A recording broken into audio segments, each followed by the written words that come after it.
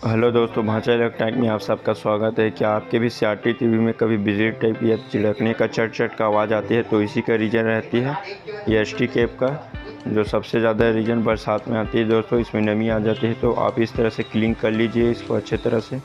अगर कैप ख़राब है तो इसको चेंज कर सकते हैं।